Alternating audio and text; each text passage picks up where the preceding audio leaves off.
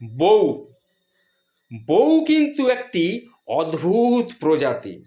এই প্রজাতি কিন্তু পৃথিবী ছাড়া আর কোথাও পাবেন না। আসুন তাহলে একটু খুলেই বলি। বউয়ের কথা শুনলেও বিপদ, না শুনলেও বিপদ। এই তো এই দুদিন আগেকার কথা বলি, শুনুন। বাইরে থেকে চিকেন কাটলেট আর ফিশ ফিঙ্গার খেয়ে ঘরে ফিরে রাতে ফিরেছি। যথারীতি রাতের খাবারের টেবিলে বসে ভাত নিয়ে একটু নাড়াচাড়া করছি। প্লেট তো পুরো ভর্তি, পেটটা পুরো ভর্তি। কি করব, খাবো কেমনে? তখন দেখি বউ আমার দিকে ভুরু কুঁচকে আমার দিকে প্যাট প্যাট করে তাকিয়ে আছে। ব্যাটা ঠিক বুঝে নিয়েছে যে আমি বাইরে থেকে খেয়ে এসেছি। আসলে বউদের সিক্সথ সেন্স অর্থাৎ ষষ্ঠ ইন্দ্রিয় খুব সজাগ থাকে। কোনো মহিলার সাথে ঝাড়ি মারলেও তারা ঠিক ধরে ফেলে, বাইরে কিছু খেয়ে ঢুকলেও তারা ঠিক ধরে ফেলে। শীতকালে চান না করে মাথায় একটু জল ছিটিয়ে কোনো রকমে ভিজিয়ে তোয়ালে দিয়ে গা মুছিয়ে বেরিয়ে পড়লেও ঠিক ধরে ফেলবে, কিচ্ছুটি লুকোবার জন্যে। গোয়েন্দাগিরির লাইনে নামলে কিরিটি ব্যোমকেশ বক্সি একবারে ডাহা ফেল মেরে যেত এদের কাছে। কড়া গলায় বউ আমাকে জিজ্ঞাসা করলো, কে বাইরে থেকে কিছু গিলে টিলে ঢুকলে বুঝি? তা কি খেলে, কি গিলে এসেছো বাইরে থেকে যে ঘরের খাবার নিয়ে নাড়াচাড়া করছো? আমি তখন আর কি বলি, আমি ঢোক গিলে বললাম, না না না না সেরকম কিছু না, আসলে পেটটা একটু ভার ভার লাগছে। বর্ষাকাল তো, এই সময় সবারই একটু পেটটা এরকম ভুটভাট করে, একটু গন্ডগোল হয় মাঝে মাঝে, বোঝোই তো। ভাবলাম যাক, এ যাত্রায় আমি বেঁচে গেলাম।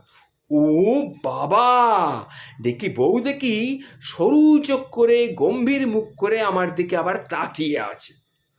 কথা শেষ না হতেই গর্জন করে উঠল, কি লজ্জা করে না দিন রাত খালি মিথ্যে কথা বলা?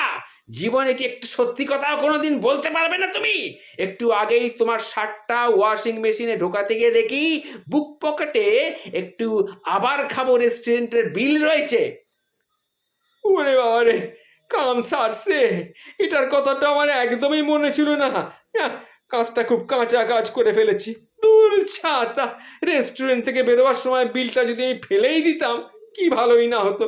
এদিকে বউয়ের গলা দেখি সমানে চড়ছে তো চড়ছেই, ততক্ষণে প্রায় 90 ডেসিমেল ছুঁয়ে ফেলেছে। আমার শাশুড়ি মায়ের আর কোনো গুণ পাক আর না পাক, ওই গুণটা কিন্তু আমার বউ ঠিক পেয়েছে। সেই একই রকম গলার জোর, একই রকম দজ্জাল, ঠিক যেরকম আমার শাশুড়ি মা ছিল। তা সেই উচ্চ গলাতেই তিনি তখন আমায় তিরস্কার করে চলেছেন। আমার গতর দেখেছো না, আমার গতর দেখেছো? বাড়িতে ঢুকে বললেই পারতে যে বাইরে থেকে খেয়ে এসেছি, ডিনার করবো না আজ। আমি তখন মনে মনে ভাবছি, ওরে বাবা, আমি তো একটু আগে সেটাই বলতে চেয়েছিলাম, কিন্তু হঠাৎ উদুম ঝাড় খেয়ে গেলাম। যাক, এখন তো স্মৃতিটা মোটামুটি ঠিকই আছে। এই রণরঙ্গিনী মা চণ্ডীকে মুখের ওপরে কি করে বলে আমি কি করি? কিছু বলতে গেলেই তখন নিজের বিপদ নিজেই ডেকে আনবো। ছি ছি ছি ছি ছি ছি ছি, এই সামান্য সত্যি কথাটা স্বীকার করার সাহস নেই তোমার? ফেসবুকে তো বড় বড় বাতেলা ঝাড়ো দেখি খালি। এরকম পাড় মিথ্যেবাজি জানলে জীবনে তোমাকে আমি বিয়ে করতাম না, বুঝতে পেরেছ? মানুষের উচিত সময় সত্যি কথা বলা, তা সে যতই অপ্রিয় হোক। এরকম ইত্যাদি ইত্যাদি আরও কথা সে বলেই চললো। কিছু আমার কানে ঢুকছে, কিছু ঢুকছে না।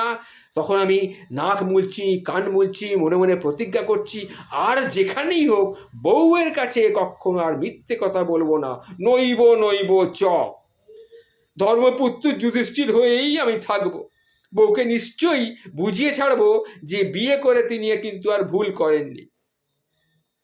এরপর থেকে আমি ঠিকই ছিলাম। আজ সন্ধ্যের বেলার কথা, বউ আয়নার সামনে দাঁড়িয়ে চুল আঁচড়াচ্ছিল, আমি বিছানায় শুয়ে কাগজ পড়ছিলাম। বউ আয়নায় নিজেকে দেখতে দেখতে বলল, হ্যাঁ গো, আজকাল আমি খুব মোটা হয়ে গেছি না? আগের দিনের মতন আর সেরকম আমার কাছে আসো না। তখন আমি দেখলাম, বাবা, আমি আগের দিন প্রতিজ্ঞা করেছিলাম, সেই প্রতিজ্ঞার কথাটা হঠাৎ মনে পড়ে গেল, সেটা আমি এখনো ভুলে যাইনি। বউয়ের উপদেশটা মনে হলো, আমি সোৎসাহে বলে উঠলাম, হ্যাঁ তার বলতে পুরো কুমড়োর মতো লাগে তোমাকে দেখতে, অথচ পাশের বাড়ির দত্তবাবুর বউকে দেখো কী রকম সুন্দর, তোমার বয়সী কিন্তু কীরকম স্লিম রেখেছে নিজেকে, দেখতে পেয়েছো? কোমরটা যেন মনে হয় একটা মুঠোয় করে ধরা যাবে। ব্যাস, যেইমাত্র বলেছি, পরের ঘটনা অত্যন্ত সংক্ষিপ্ত, লাঞ্ছনার বিস্তৃত বিবরণে আর আমি গেলাম না। মোট কথা, রাত 11টা বাজতে চলল, আমি এই বৃষ্টির মধ্যে এখনো বাড়ির বাইরে গেটের সামনে দাঁড়িয়ে আছি। খিদে আমার পেট জ্বলছে, মশায় আমাকে ছেঁকে ধরেছে, কিন্তু আমার ভেতরে ঢোকার উপায় নেই। আমার এই অবস্থা থেকে পাড়ার কুকুরগুলো পর্যন্ত আমার চারপাশে গুড়গুড় গুড়গুড় গুড়গুড় করছে, আমাকে শুঁকছে, শুঁকে তারা বুঝতে চেষ্টা করছে এই মানুষটার কি কিছু খাবারের প্রয়োজন, কি খিদে পেয়েছে। দেখুন, কুকুরগুলোও কিন্তু আমাকে বোঝে, অথচ আমার বউ কিন্তু আমাকে বুঝতে পারছে না। আমি দাঁড়িয়ে আছি, কখন তার দয়া হবে, কখন তিনি দরজা খুলবেন, তবে আমি ভেতরে ঢুকবার অনুমতি পাব। বলছিলাম না, বউয়ের কথা, বউয়ের কথা শুনলেও বিপদ, না শুনলেও বিপদ। কি করি বলুন, আমি বেচারা পুরুষ মানুষ, আবার একটু বয়সও হয়েছে, কি করি বলুন। নমস্কার।